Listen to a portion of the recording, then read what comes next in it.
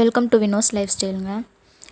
இந்த வீடியோவில் என்ன பார்க்க போகிறோன்னா, இன்றைக்கி சண்டே விலாக் தாங்க பார்க்க போகிறோம். காலையில் எந்திரிக்கும் போதே சரியான மழையெல்லாம் நின்னதுக்கப்புறம் தான் இதை கவர் பண்ணேன். எப்போவுமே மே மந்தில் பார்த்தோன்னா வெயில் தான் அதிகமாக இருக்கும். ஆனால் இந்த டைமில் தான் கொஞ்சம் மழையாக இருக்குது. அதே போல் காலையில் எழுந்திரிச்சோடனே டீ போட்டு நான் அவரெல்லாம் உட்காந்து குடிச்சிட்டோங்க. பாப்பாவுக்கும் பாலெலாம் கொடுத்து முடிச்சிட்டேன். அவங்க அப்பா கூட உட்காந்து ஃபோன் பார்த்துட்ருக்கா. அவங்க பார்க்குற கேப்பில் நான் போய் கிச்சனில் இருக்க வேலையெல்லாம் முடிச்சாகணும்.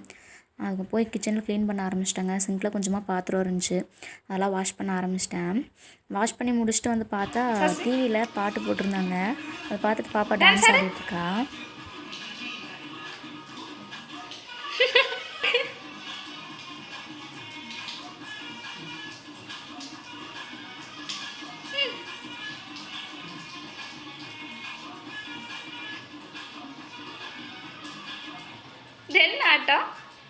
குழந்தைங்க வீட்டில் இருந்தாலே இப்படி தாங்க, ரொம்ப ஜாலியாக இருக்கும்.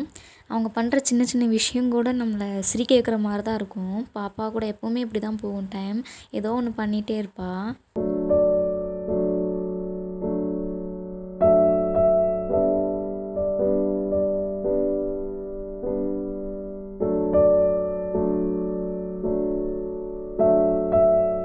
அடுத்ததாக சமைக்கணுங்க. இன்றைக்கி காளான் குழம்புக்காக 2 பட்டை, கிராம்பு, சோம்பு, சீரகம், குருமிளகு, ஏலக்காய் எடுத்து வச்சுருக்கேன். இதெல்லாம் ட்ரை ரோஸ்ட் பண்ணிக்கலாம், எண்ணெய் ஊற்ற வேண்டாம். நல்லா வதங்கினதுக்கப்புறமா 3 காஞ்ச மிளகாய் எடுத்து வச்சுருக்கேன். உங்கள் காரத்துக்கு தகுந்த மாதிரி போட்டுக்கோங்க. நான் 3 தான் போட்டிருக்கேன். நல்லா வதங்கட்டும். இந்த ஸ்டேஜ்லேயே கொஞ்சமாக தேங்காய் எடுத்து அரைச்சி வச்சுருக்கேன். அது கூட கொஞ்சமாக சோம்பு, கசகசா போட்டிருக்கேன். இந்த ட்ரை ரோஸ்ட் பண்ணதையும் எடுத்து அதிலே போட்டு நல்லா பேஸ்ட் மாதிரி அரைச்சிக்கலாம். இப்போ கொஞ்சமாக எண்ணெய் ஊற்றிக்கலாங்க. எண்ணெய் ஊற்றிட்டு ஒரு பிரிஞ்சி இலை, 2 பட்டை போட்டிருக்கேன். ஒரு பெரிய வெங்காயம் எடுத்து கட் பண்ணி வச்சுருக்கேன். அதுவும் இது கூடவே சேர்த்து நல்லா வதக்கி விட்டுறலாம்.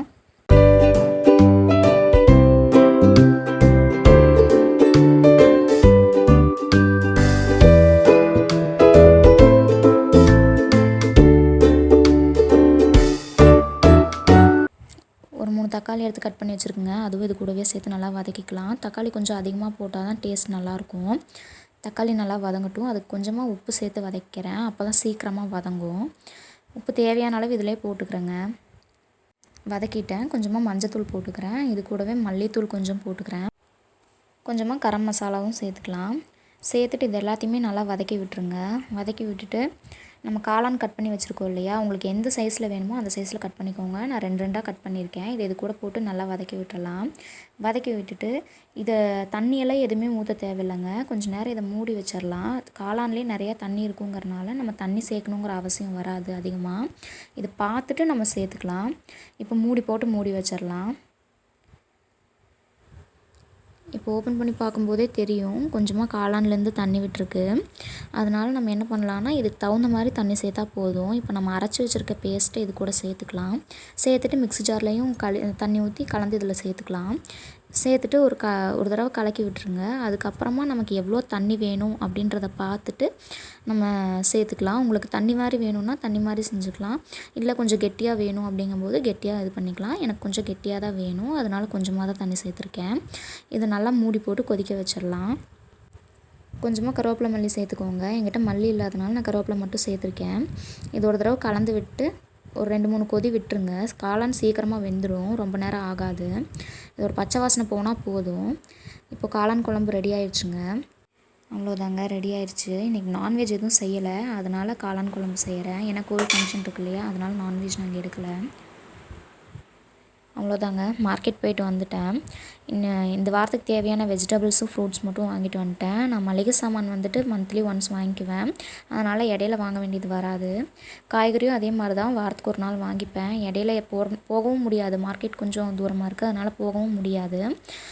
இப்போ தேவையானதெல்லாம் வாங்கிட்டு வந்து வச்சிட்டேன். ஏன்னா இந்த வாரத்தில் வந்துட்டு அம்மாவும் ஊருக்கு போக வேண்டியது இருக்கனால இந்த 2 நாளைக்கு தேவையானது தான் வாங்கியிருக்கேன். அதிகமாக எதுவுமே வாங்கலை. அவ்வளோதாங்க, இதெல்லாம் எடுத்து வச்சுட்டு பார்க்கலாம்.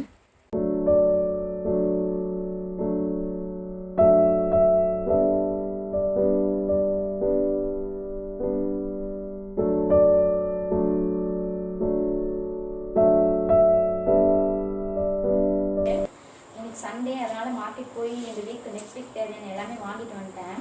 அது கூட சோளம் வாங்கினேன். சாப்பிட்டு ரொம்ப நாள் ஆச்சா, சரி ஓகே இன்றைக்கி வாங்கிட்டு வரலாம் அப்படிங்கிறதுக்காக சோளம் வாங்கினேன். அதை தான் இப்போ வேக விட்டு போகிறேன். அவ்வளோதாங்க, சோளம் போட்டுட்டேன் உள்ள. அது கூடவே கொஞ்சமாக தண்ணி ஊற்றிருக்கேன், ஒரு 1.5 சொம்பு தண்ணி ஊற்றிருக்கேன். தேவையான அளவு உப்பு போட்டுடலாம். கம்மியாக தான் வேணும்னு நினைக்கிறேன். போட்டு குக்கரை க்ளோஸ் பண்ணி ஒரு 3 விசில் விட்டுடலாம்.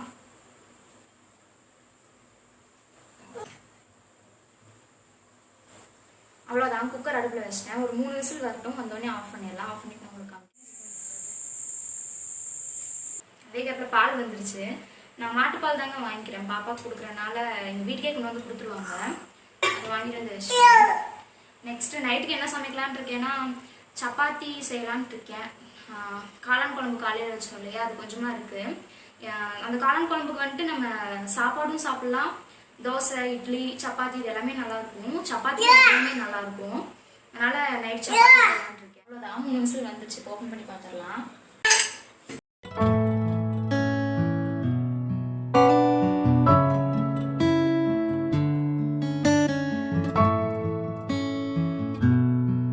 நல்லாவே குக் ஆகிடுச்சுங்க. இப்போ எடுத்து நம்ம சாப்பிட்டு பார்த்துடலாம். அவ்வளோதாங்க, சப்பாத்தியும் பண்ணி முடிச்சிட்டேன். நம்ம காளான் குழம்பு வச்சு அதை சாப்பிட்டுக்கலாம். பாப்பாவுக்கு வந்துட்டு கொஞ்சமாக ராகி கூழ் கலக்கி கொடுத்துட்டேன், அவன் சாப்பிட்டுட்டா. நீ அடுத்ததாக இதே மாதிரி இன்ட்ரெஸ்டிங்கான வீடியோவில் உங்களை வந்து மீட் பண்ணுறேன். இந்த வீடியோ உங்களுக்கு பிடிச்சிருந்துச்சுன்னா நம்ம சேனலை மறக்காமல் லைக் பண்ணுங்கள், கமெண்ட் பண்ணுங்கள், சப்ஸ்கிரைப் பண்ணிக்கோங்க.